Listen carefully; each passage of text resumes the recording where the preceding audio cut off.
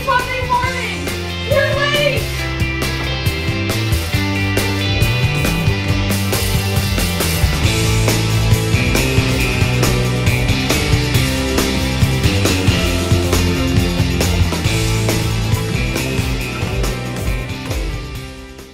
Oh, good morning! Good morning. Good morning! Good morning. Welcome to another week of the Monday Morning Show. I am Ashley, and that is not Noah.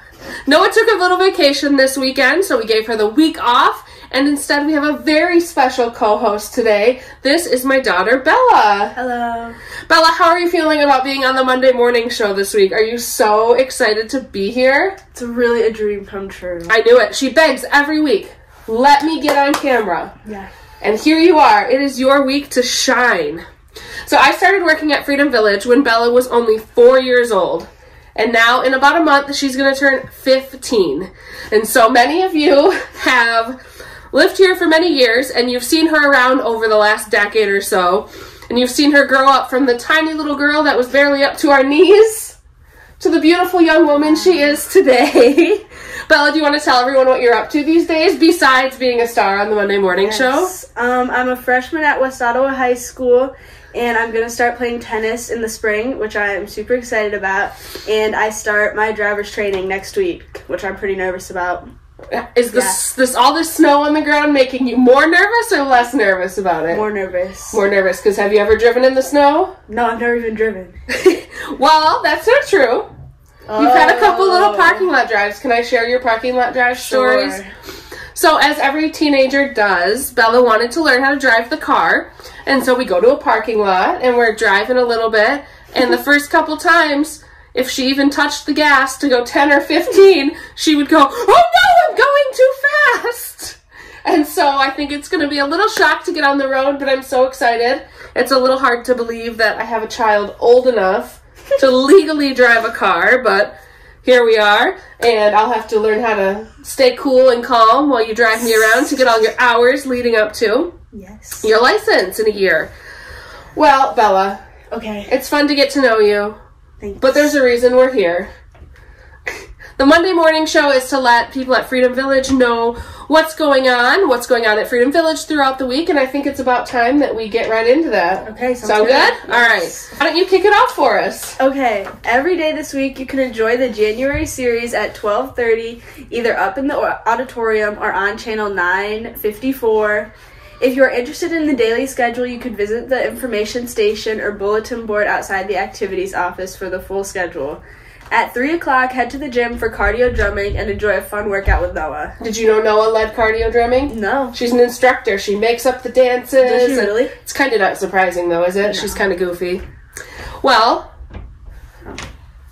tomorrow, on Tuesday, at 10 o'clock, we are heading out for a scenic winter drive. And that is assuming that the snow has stopped by tomorrow morning. But if it has, we're going to head out and kind of see what this storm has left behind. We lucked out. We weren't sure if we would actually have snow for this scenic winter drive. But we definitely got snow, and it should be beautiful. If you're staying in, don't want to brave the cold, you can head to the Michigan Room at 10 a.m. for a Tech with Sandy workshop, and it is a password management workshop. So she'll teach you how to keep track of all your passwords for all your different accounts. I'm not so good at that, and Bella always makes fun of me because I'll forget my password for something, and she says, why don't you just save it? Well, that's, apparently I need to go to the class as well, so I'll see you there at 10 a.m. on Tuesday. On Wednesday afternoon, we have a creation ballet in the auditorium at 4 o'clock. It is the Christ Memorial Church, and their sacred dancers will perform for us, and you won't want to miss this meaningful performance. And that's 4 o'clock in the auditorium. On Thursday at 7:15 in the auditorium, it's time for bingo. Bingo! Yes. We love bingo. Yes. There will be great prizes and fun for everyone. Awesome. On Friday, do you know what happens on Fridays in the winter, I Bella? don't. What happens? Sarah's Sad Walks. What? Do you know what that is? No. So it's not SAD, it's SAD, seasonal affective disorder. And so we're not trying to gain it, we're getting out and we're walking to combat it. So we're getting the fresh air, we're getting the sunshine or not sunshine, but at least the fresh air. We're getting out together. We're moving our bodies. Those walks are going to always be on snow melt, so you don't need to worry about that. Just get your hat and gloves and head out. 2 o'clock on Fridays. Meet at the front door. On Saturday, we will kick off our day like every weekend with the pancake breakfast. Start at 7:45 in the bistro. Bella, do you know about the pancake breakfast? We might have to come in. I think I've been there. Wait, I think I've gone to one. Did we go to one? Yes. Awesome. All the proceeds from the pancake breakfast, they go right to the Freedom Village Resident Scholarship Fund, which goes to employees. And hopefully in a year or so, someone will have a job at Freedom Village, and she can be part of that. Excuse me. On 2:30 on Saturday, we have our newly formed craft club, and that's in the arts and crafts room, and that is just a group of residents who love to craft, and they're bringing together some ideas and different things they can create together, and sometimes to sell at the bazaar and sometimes just to have fun creating. So check that out, 2:30 in the arts and crafts room. And we are going to wrap up our weekend like we do every week at 4 o'clock with our Vespers service in the auditorium. And that's what's happening in the village this week. Well, thank you, Bella. You're Bella, welcome. have you ever seen the show The View? Yes. You have seen The View? I have seen The View. Okay, perfect. So you're familiar. The View is a morning talk show. It's on one of the big networks, ABC, I think. It's not quite as good as this morning show. Okay. But it's got more viewers, so whatever. They interview people, they talk current events, and sometimes they have a segment where the hosts and some of their other guests will sit down and they have a panel discussion. So they'll discuss different current topics, some things that are a little controversial sometimes. Sometimes the hosts agree, sometimes they do not, and they butt heads. Yes. Well, our interview coordinator, Carol Seidhamel, proposed the idea to Noah and I that what if we had the Village View? And we loved it. We loved it immediately. So we got together a group of women from Freedom Village to sit down, and they are going to kick off our new segment, which we are calling the Village View. And so this week, we're kicking it off, and we're going to have a subject that I think most everyone has at least experienced, and somehow I know that you are very familiar with this.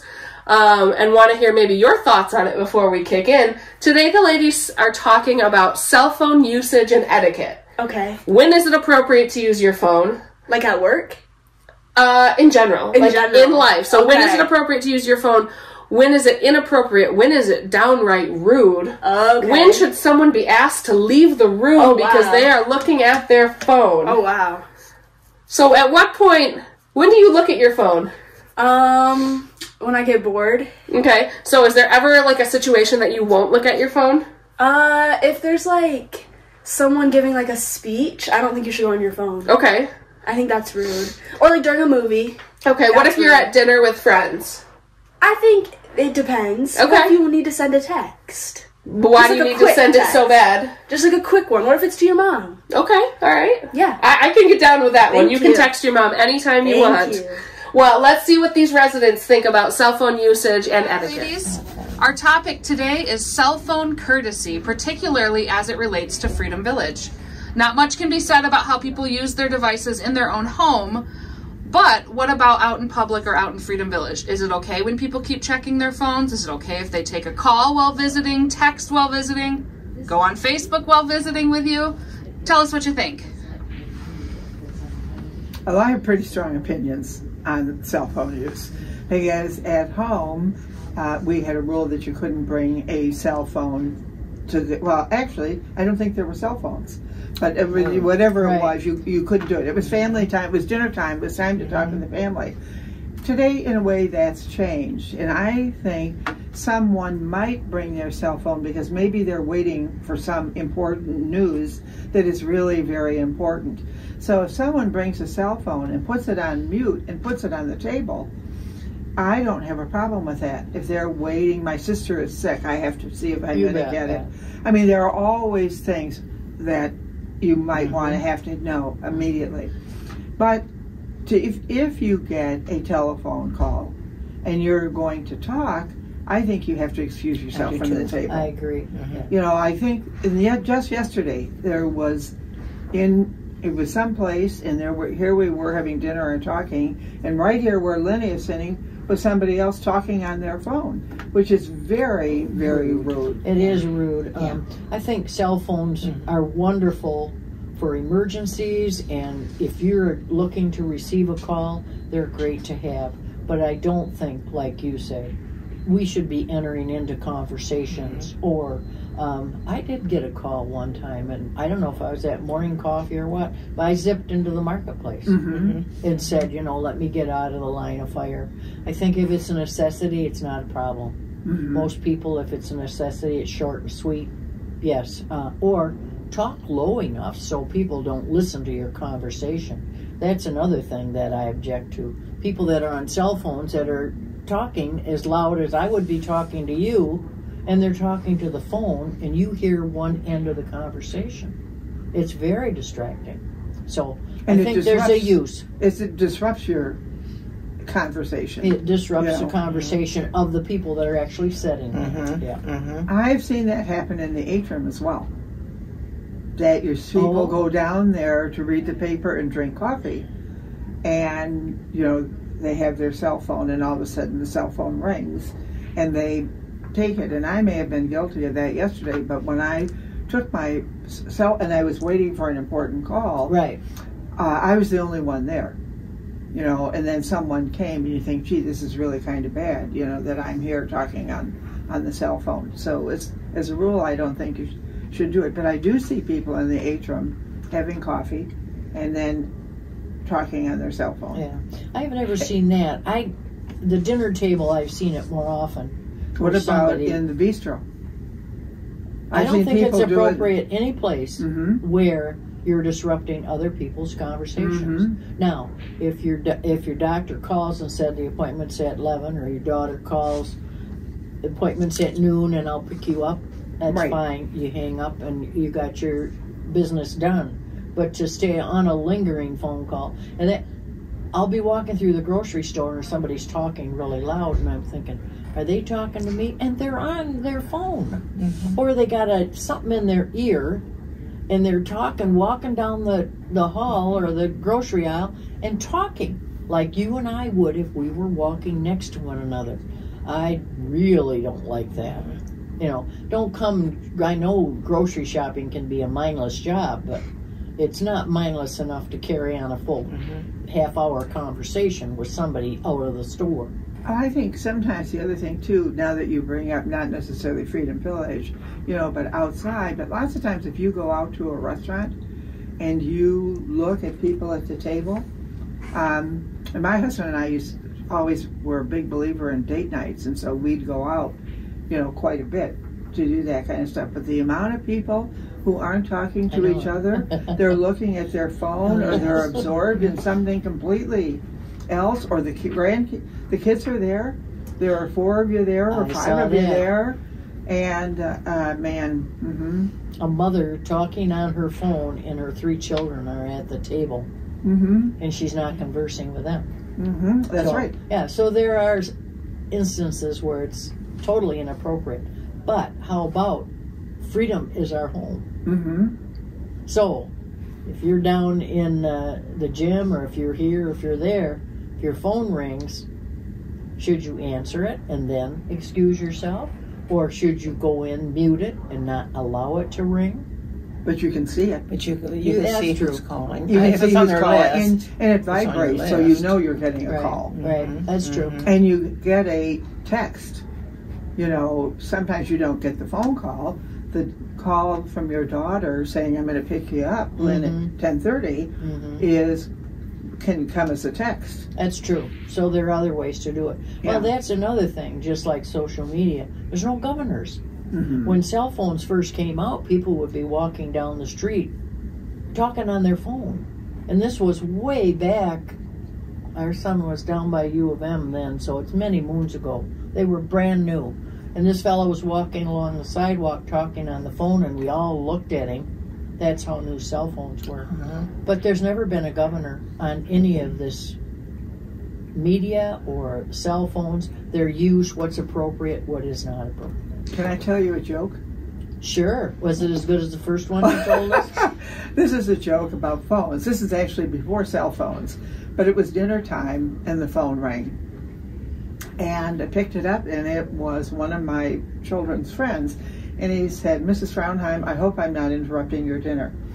And I said, yes, Mark, we are having dinner. And he said, okay. Well, before I hang up, can I just ask you one question? And I said, yeah. And he said, do you know what to do when your oven's on fire? I said, Mark, is your oven on fire? He said, yes, Mrs. Frauenheim. So I told him how to put out the fire. We went back to dinner. But he was going to hang up and said, I'm not going to call. You know. Don't want to interrupt your dinner. I don't want you. to. A quick question. I have just a quick question. Is that an okay question? Ladies, you touched on it a little bit, but can you talk more about beyond just talking on the phone verbally, but how people texting while you're with a group or checking social media or that kind of stuff as well, which happens a lot? No, I don't think you should do that. I think that if you want to be in somewhere with someone at a table or something, and you want to text or go through your emails or order from the store, then you should be sitting by yourself. You should not. Yeah, you should sit at your own table. Came up like 14, 15 when all of these things were getting big. And when they came to my house, which they did frequently because their mother was a full-time worker person, and if they had a problem, they came by Grandma and Grandpa. And I'd say, when you're at Grandma and Grandpa's house, please don't use your cell phone. Grandma doesn't get much time to be alone with you. And I would prefer that you check it at the door. And they were good. They respected it once they knew what the rule was. But yeah, I think you either have to speak up or you need to go to another room if you're going to use it. Oh, absolutely. Yeah. I mean, that's just kind of a given. Right. I think that was, in our family, that was a rule too. I mean, and certainly you didn't bring your cell phone to the table. That was definitely no. That was a no-no. Yeah. Well, when my kids were around, the cell phones hadn't been invented. I mean, you had to get up and go over answer the phone on the wall. Yeah, that's how we... Yeah. And people kind of knew when it was dinner time. And you're anchored at the wall. You don't get up and move around. So cell phone has introduced that. I mean, you can carry it in your pocket and answer it in a split second. I've had calls on my watch. Oh, yeah, that's where I can talk to my watch. Thing. Like Maxwell Smart with his heel of his shoe. He clicks it. Hello. So, yeah, I mean, it's very handy to get your phone. But I don't think it's as big a problem here as it is out in the public. Because we are of a different class, and we're more respectful of our fellow people that we live with in this common house. I think everybody here is extremely thoughtful and is concerned about their behavior around others, as we all should be. I mean, we try to behave ourselves. We try. Liddy, what's the matter? Aren't you successful? Are you not? Oh, no, but I'm just loving this conversation. Yeah? I am, because I've never been around, I have never lived around my children. I mean, they were, with me, but once they married and went off with their families, different places, and so they're here, they're in Yon. So when my daughter calls me from Texas, she says, Mom, I know I'm 2 hours behind you. Okay? But I sent a birthday notice to Norm Van Solkema on Sunday, his birthday. So I sent a dancey thing. Happy birthday, and the candles were glowing and the balloons were popping. And I said, happy birthday, Norm. I hope you're safe and have a wonderful year. And his reply was, I'm just walking out of the door at church. I'm in Colorado. And I had forgotten they had gone to Colorado to their daughters, okay? And he said, the most beautiful blue sky and about 8 inches of snow. He said, it's just absolutely gorgeous here. Now, I bet my text came and the benediction. Ring-a-ling-a-ling-a-ling. Yeah, on the benediction. Unless you had it turned it off like you're supposed to. Yeah. The big problem is I always turn it off because I never get to turn it on. That's what I do. Right. And I have a stand-up charger. And if it doesn't make a sound when I put it on the charger, I know it's muted. Put it on silence because you're going to be somewhere. Because you wonder why your pocket's wiggling. Right. Oh, I bet any money I left that phone off, Yeah. Yeah, that happens quite often. Did you get your question answered? I did. Thank you. Well, thank you very much, lady. We'll see you next week. Okay, see you next week. Oh, that was really interesting to hear their point of view. Well, a huge thank you to Sandy, Lynn, and Linny for being a part of the Village View and for sharing their opinions with us. And an especially big thank you to Bella for co-hosting with me this week and giving Noah a little break.